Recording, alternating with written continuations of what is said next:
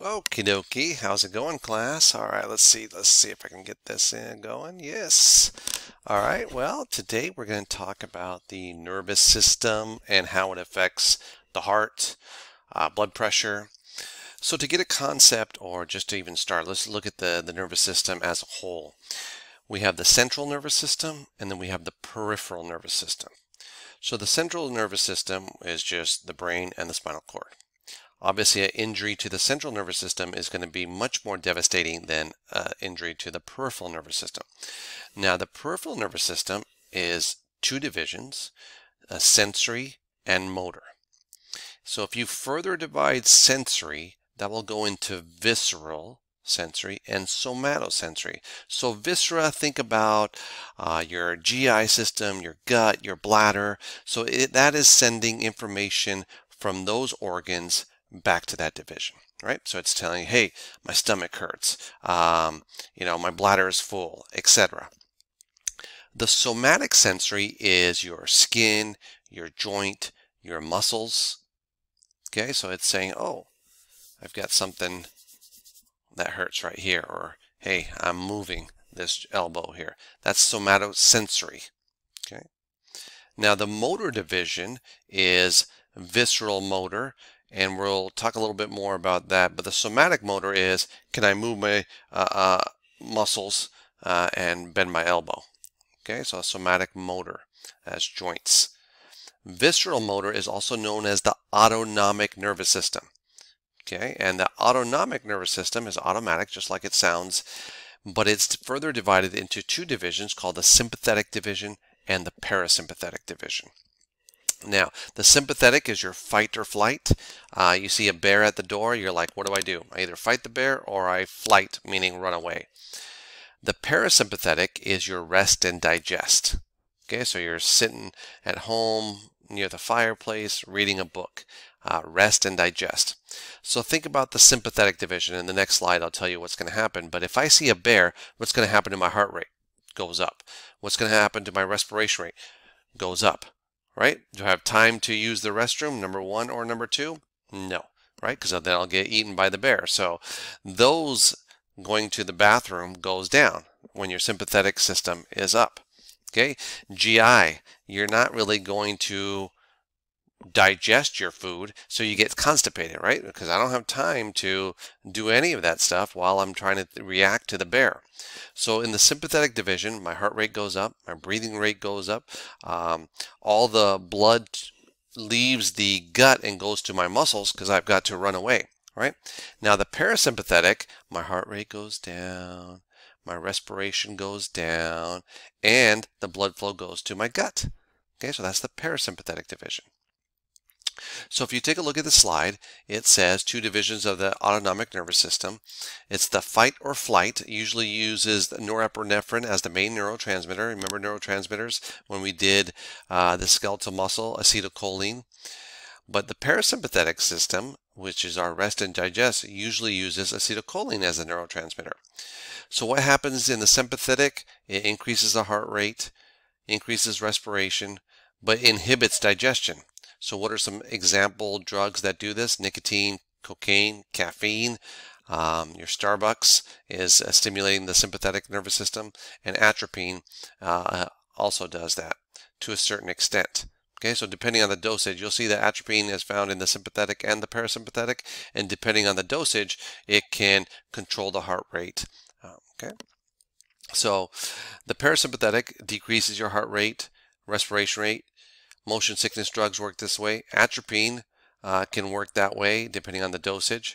Sarin gas, VX gas, and tear gas. Now let's say somebody was exposed to VX gas or tear gas. They can actually be given atropine, boom, to jumpstart it, right? And then increase your heart rate and increase your respiration rate. Okay. Now the atropine can also put the brakes on it. Like if your heart rate is real slow or real fast, depending on the dosage, it can modulate that. So that's why you'll see it on both there. But the other clear-cut examples are nicotine, cocaine, caffeine. It's going to increase your heart rate, increase respiration rate, right? Because remember, when you drink caffeine, your body thinks there's a state of emergency. That's why everything goes up.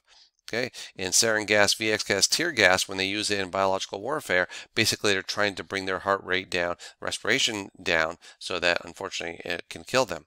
Okay, so a very dangerous sarin gas, VX gas, and tear gas used by the military.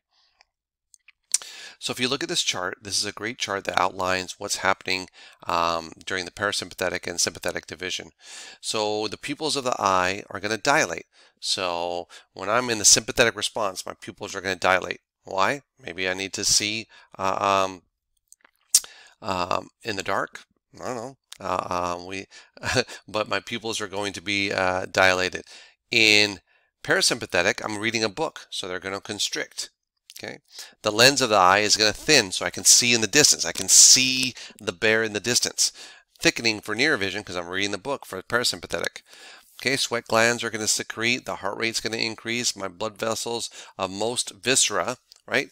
We're going to take the blood flow that's going to my viscera, constrict it so that we can dilate all the blood to the muscles so we can run away from the bear or fight that bear.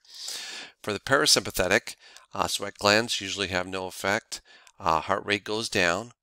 Blood vessels of most viscera usually no effect, but dilates the GI blood vessels. Remember, that's your rest and digest. So we're going to increase blood flow to our GI when we're in the parasympathetic response.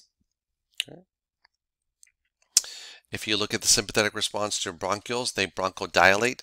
If you have asthma and you take albuterol, it's going to stimulate the sympathetic system. It's going to dilate your bronchioles. Remember, you have reduced urine output because remember the bear is coming, so you don't have time to pee. Your GI motility goes down. Your liver is going to start breaking down glycogen so it can give you energy to run or fight. The penis and clitoris, loss of erection. Remember, there's a bear. You don't have time for that. Now, the sympathetic division, you can get ejaculation through stimulation there. Okay. The parasympathetic, if I'm resting and digest, I don't really need a lot of exchange, so we're going to bronchoconstrict. The liver is going to store glycogen. It's going to make glycogen synthesis. Okay. And then when I'm resting and digesting, the penis and clitoris, you can get the erection at that time. Okay, so parasympathetic versus sympathetic. Now, if you look at the sympathetic versus parasympathetic response, sympathetic fibers ready the body to expend energy. The autonomic nervous system reach the heart and join the SA node, the AV node, and other areas of the atrial and ventricular myocardium. So that's how the sympathetic division will affect the heart, because it has, like you see, it will affect at the SA node and the AV node. So the sympathetic fibers, they secrete norepinephrine in response to nerve impulses, increase the heart rate and force the myocardial contractions. The parasympathetic fibers, most active during normal resting conditions. So I'm resting right now, my parasympathetic system is keeping my heart rate down.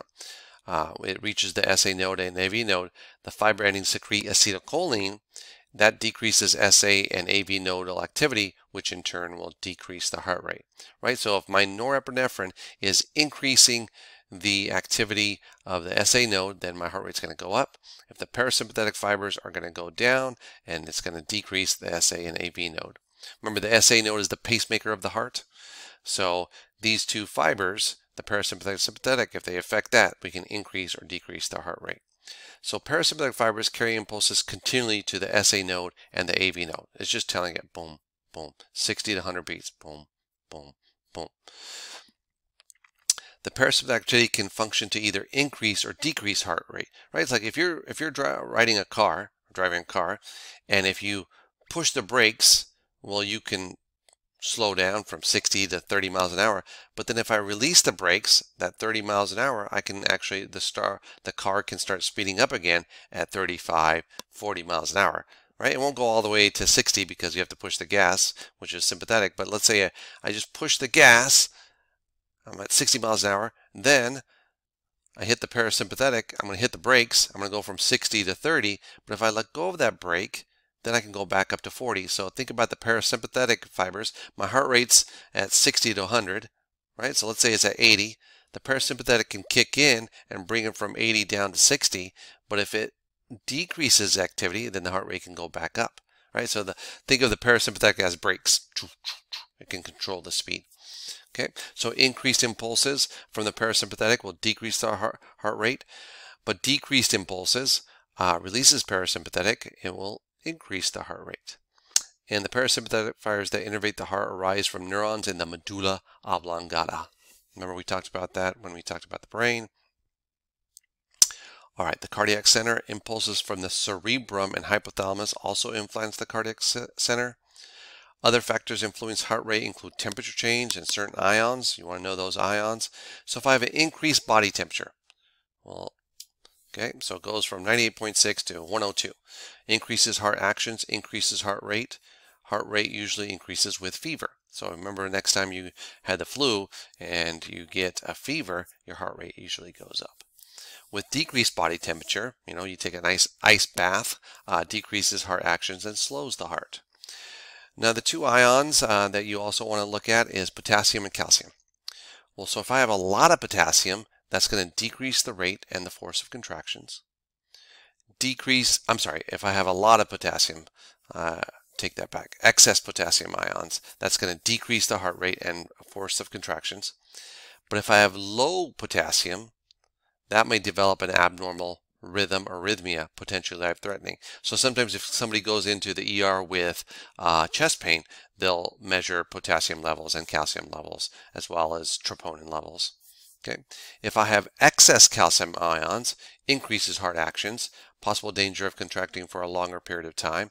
Right? Remember when we did muscle, we need calcium ions, hook up with troponin, move tropomyosin out of the way. If we have too much calcium, then that might influence the heart actions. If I have low calcium concentration, that could decrease heart actions.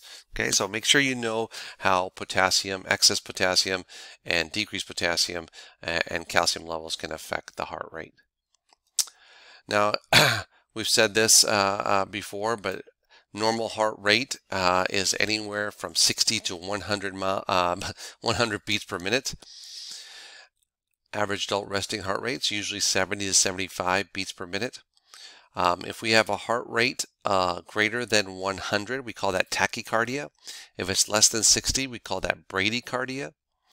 The amount of blood pumped at any one time must adjust to the current needs of the body.